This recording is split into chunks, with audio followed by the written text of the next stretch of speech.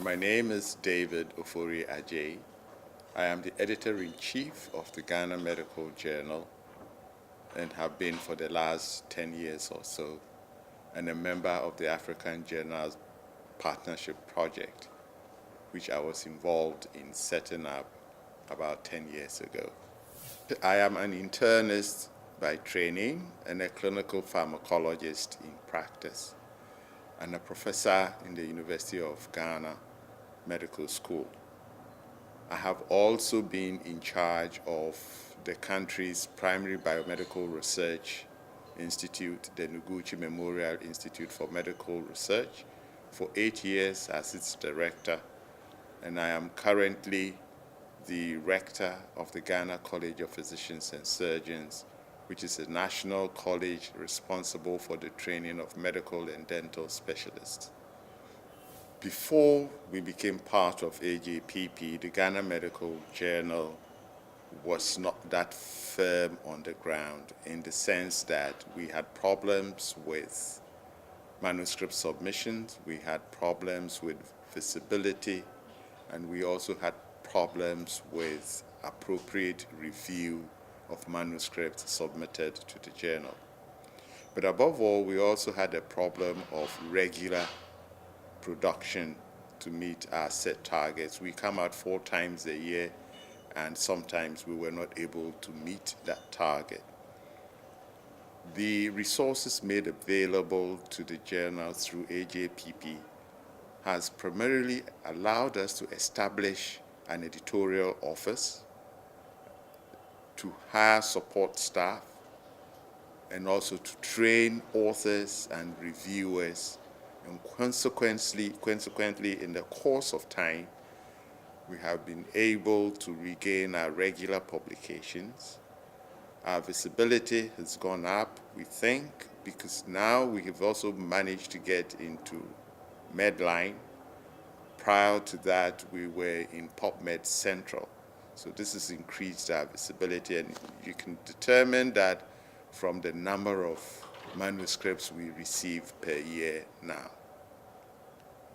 The other aspect of being part of AJPP has been the opportunity we get in meeting other African editors of medical journals, and to share ideas and to learn from each other as we progress our individual journals. And I think that is a very important part of AJPP. AJPP has also made it possible for us to have access to technologies that normally would have cost us a lot of money to acquire, but which we now get pro bono. And this includes the facility for XML conversion, the online manuscript submission system, and recently opportunities for being hosted in other prominent indexing mechanisms that we think will add to our visibility and project us as a major partner in health publishing in the sub-region. For the Ghana Medical Journal, I would look at sustainability from at least 2 aspects. One is the willingness of the publisher, which is the Ghana Medical Association, to continue to support the journal. And there is no indication that the association will withdraw that support. And so in terms of hard copy printing and other production aspects, that should not be a problem for the next 5 to 10 years, I hope. The other aspect of sustainability is, irrespective of the publisher's willingness to fund certain aspects, we should also be looking at the journal becoming more and more independent by finding ways of raising financial resources to do its job. And unless we have a business plan built with sustainability as part of the concept, it is going to be very difficult to see how the journal will survive. not only in terms of printing, but actually in terms of the quality of its content over the coming years. And I think the emphasis in any sustainability plan, we have to place a major emphasis on the people who write to the journal, and also other opportunities for raising funds apart from what the association or the publisher will provide. Currently, all other sources of funding apart from AJPP support is the advertisements that we have in the journal, but they are not substantial. So we have to start thinking of both financial sustainability and also the sustainability of the publishing business itself. And I think it's critical to any future survival or the future of the journal. One of the ways in which we can get CMEs carried out through the journal is probably to set up an electronic version of, using the electronic version of the journal to put CME elements at the end of each article or at the end of each issue, and get people to complete it and be awarded CME points. In Ghana, you need to acquire a minimum number of CME credits in order to be recertified to practice medicine. So there is a need for having that kind of business. We could also organize training courses for authors and get CME credits for attending those training courses. But currently, the regulatory body for medical practice in Ghana actually recognizes review of scientific articles and publication of a scientific paper as credit material. So if you're a reviewer for the journal, you can actually get credits for each paper that you review. And if your paper gets published in the journal, you can get credits for the publishing that paper. I think our most successful accomplishment is getting back into Medline, because the journal was established in 1962, and within 2 years of its establishment or so, we got into Index Medicus, which is the precursor of Medline. Because from 1975 we were not regular in production and virtually went off the screen, we were taken off Medline. So we had to attempt to re-enter.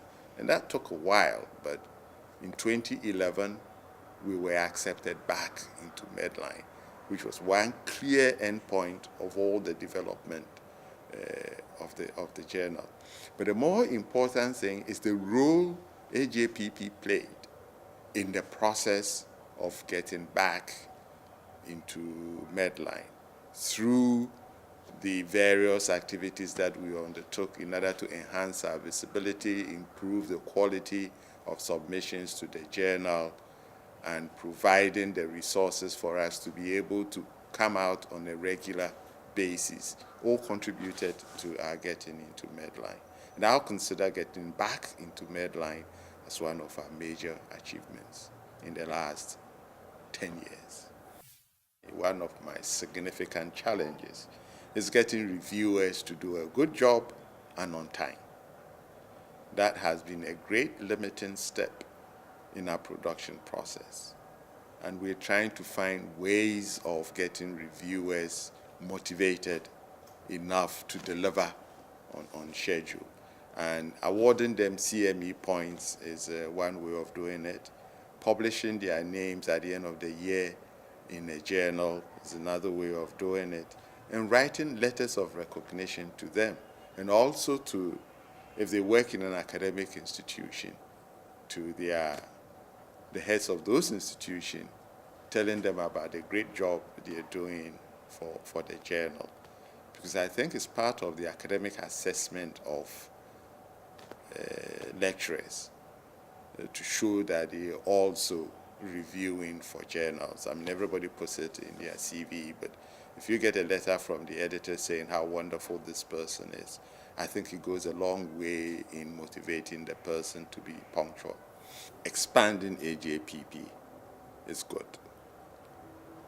I also think that we have to be very careful in selecting partners.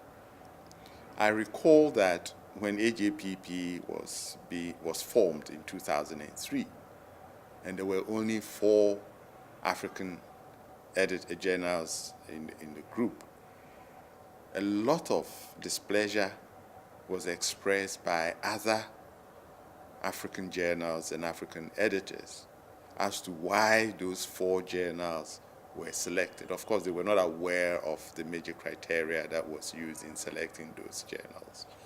But it set off this thought that how do we bring those other journals to benefit from whatever we were going to get out of this thing. And one of the ways we went about it was to invite them to events organized by AJPP editors.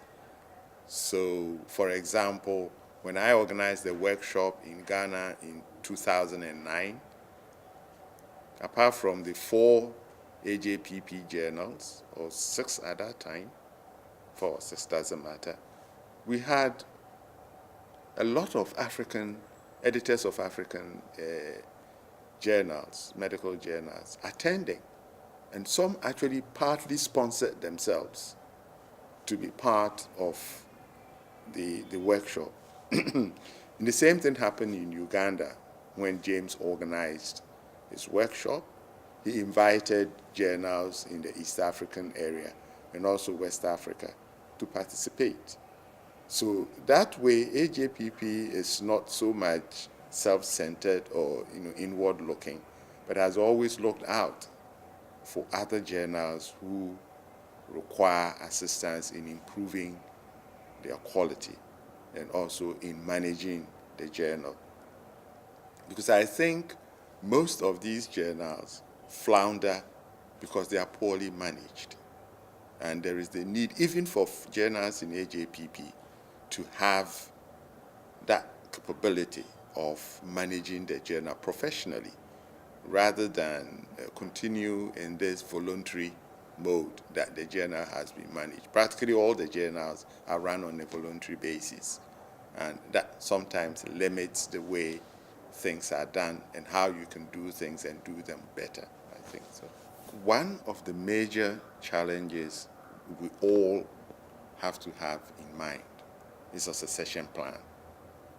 If you look at most of the editors, they are not young, and relatively.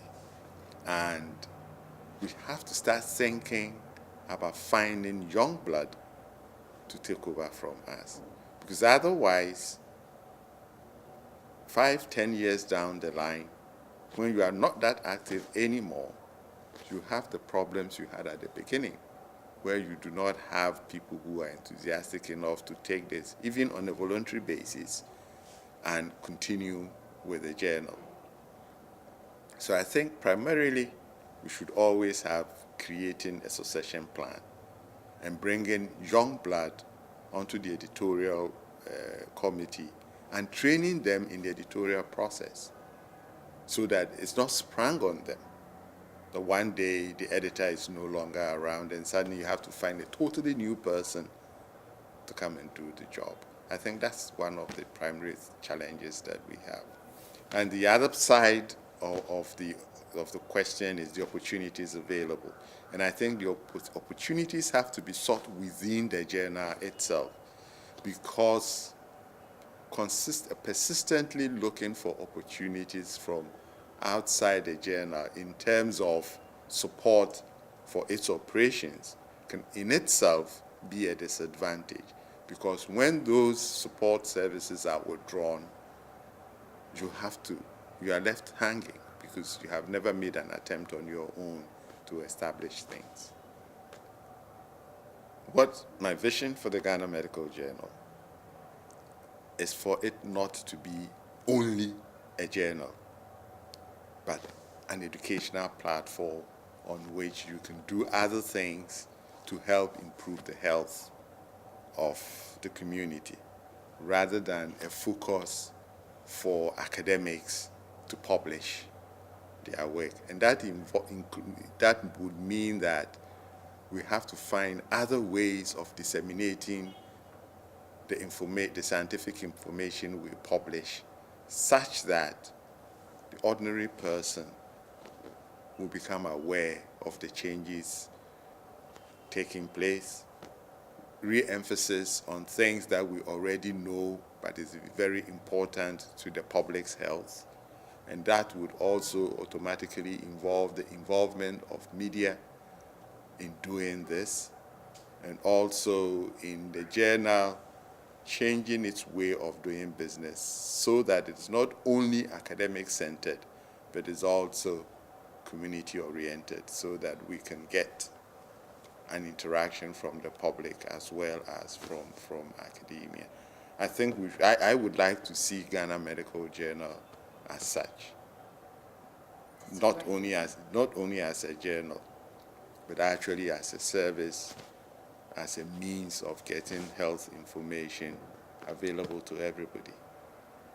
But the thing is that once you've accepted to do a job, and you know what it means, including the fact that it is voluntary, including the fact that it's going to take a lot of your time, you either decide to do it and do it well, or decline the offer.